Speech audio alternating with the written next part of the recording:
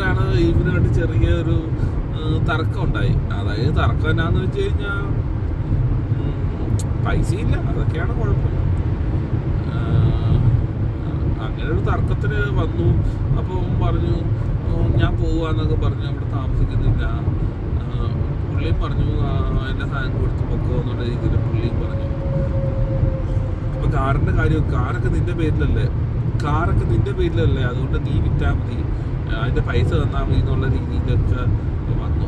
അപ്പം എൻ്റെ അത് കഴിഞ്ഞിട്ട് അപ്പൊ ഞാനും സാധനങ്ങളൊക്കെ പുറത്തെത്തി.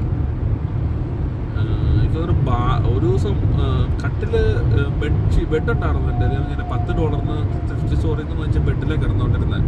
നല്ലൊരു ബെഡായിരുന്നു കേട്ടോ. $10 അങ്ങനെ നല്ലൊരു ബെഡിൽ ഞാൻ ഇതുവരെ കിടന്നിട്ടില്ല. ആ ബെഡ് അതുപോലത്തെ ഒരു ബെഡ് ഞാൻ ഒരിടത്ത് കണ്ടിട്ടുമില്ല. ഇത്ര നാൾ പിന്നെ അമേരിക്കയിൽ ജീവിച്ചു. $10 ഒരിടത്ത് ബെഡ് കണ്ടിട്ടുമില്ല.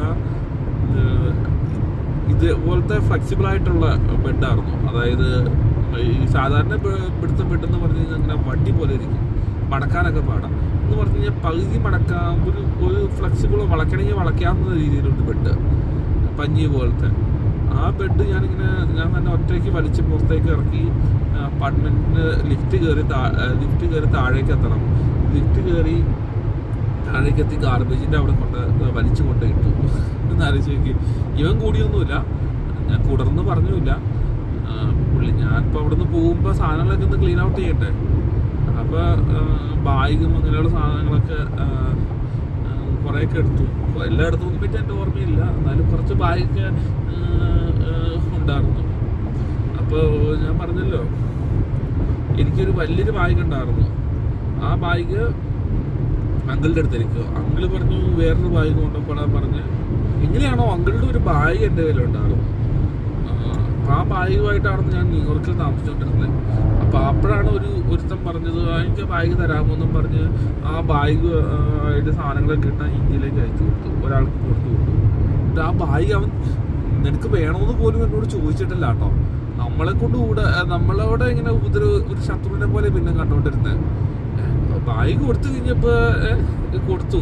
അന്ന് ഞാൻ ഇവനോട് ചോദിച്ചില്ല, ഇയാളോട് ചോദിച്ചില്ല എൻ്റെ ബാഗ് എവിടെ, അല്ലെങ്കിൽ എൻ്റെ പൈസ താ എന്നൊന്നും ചോദിച്ചില്ല. ഞാനിങ്ങനെ മണ്ണി പോലെ ജീവിക്കുകയാണ്.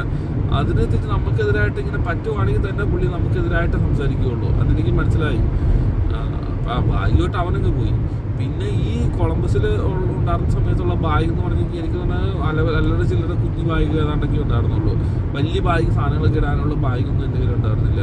1-2 ബാഗ് ഇങ്ങനെ കുഞ്ഞു 2 ഒക്കെ ഇങ്ങനെ കൈ പിടിക്കാവുന്ന രീതിയിലൊക്കെ ആയിരുന്നു കയ്യിലുണ്ടായിരുന്നുള്ളൂ.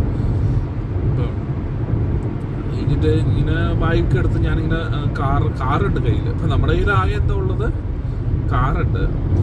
അപ്പം ഞാൻ വിചാരിച്ചു ഓക്കെ കാറിൽ കിടന്നേക്കാം എന്ന് വിചാരിച്ച് ഞാൻ കാറിൽ കിടന്നു. അപ്പോൾ സാധനങ്ങളൊക്കെ എടുത്ത് കുറച്ച് സാധനങ്ങളൊക്കെ കാറിലെടുത്ത് വെച്ചു. ബെഡ് വലിച്ച് പുറത്തേക്ക് ഇട്ടു. ഇവൻ പറഞ്ഞു ഓക്കെ ഞാൻ പോവാന്നൊക്കെ പറഞ്ഞ് ഇങ്ങനെ ഇങ്ങ് പോയല്ലോ. അപ്പോൾ ഞാൻ എവിടെ കിടന്നതെന്ന് ഇവൻ അന്വേഷിച്ചൊന്നുമില്ല, എന്നെ വിളിച്ചൊന്നുമില്ല. ഞാനവിടെ കിടന്നത് പുള്ളി വന്ന് നോക്കിയൊന്നും പറ്റി അറിയില്ല. പുറത്ത് കാറ് പാർക്ക് ചെയ്തിട്ടുണ്ട്, അതിൻ്റെ അത് റോഡ് സൈഡിലായിരുന്നു. അപ്പം ഞാൻ വിചാരിച്ചു ഒന്ന് ബ്ലാങ്കറ്റ് ഉണ്ടായിരുന്നു എൻ്റെ കയ്യിൽ. ബ്ലാങ്കറ്റൊക്കെ ഇട്ട് ബാക്കിൻ്റെ സീറ്റിലേക്ക് കിടന്നു തുടങ്ങി. കുറച്ചൊക്കെ ഇങ്ങനെ ഇടയ്ക്കൊക്കെ തല പൊക്കി നോക്കിയായിട്ട് എൻ്റെ ഓർമ്മ. ചിലരൊക്കെ നടന്നു പോകുമല്ലോ, സൈഡ് വാക്ക് ഉണ്ടായിരുന്നു. സൈഡ് വാക്ക് എന്ന് പറഞ്ഞാൽ റോഡിൻ്റെ സൈഡിൽ കൂടെ നടക്കാനുള്ള സ്ഥലം ഉണ്ടായിരുന്നു. അപ്പോൾ അവിടേക്ക് ഇങ്ങനെ നടന്ന് ഉറങ്ങിയത് എൻ്റെ ഓർമ്മയിലുണ്ടെന്ന് ആലോചിച്ച് നോക്കി. അന്ന് ജനുവരി മാസമായിരുന്നു. എന്നിട്ട് കാര്യമായിട്ടൊന്നും തണുപ്പൊന്നും എനിക്ക് തോന്നിയില്ല. കാർ സ്റ്റാർട്ടാക്കേണ്ടതൊന്നും ആവശ്യം വന്നില്ല കേട്ടോ.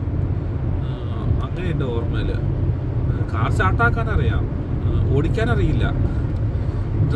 ഡ്രൈവിലേക്ക് ഇട്ട് ഓടിക്കാനറിയില്ല. അപ്പം അന്ന് തന്നെയാണെന്ന് എനിക്ക് തോന്നുന്നത്. അന്ന് തന്നെ ഒരു രാത്രി അങ്ങനെ കിടന്നു. അതായത് ആ ഫ്രണ്ടായിരുന്ന ആളുടെ പട്ടിണി ഇറങ്ങിയിട്ട് ഒരു രാത്രി ഞാൻ അവിടെ ചെലവഴിച്ചു.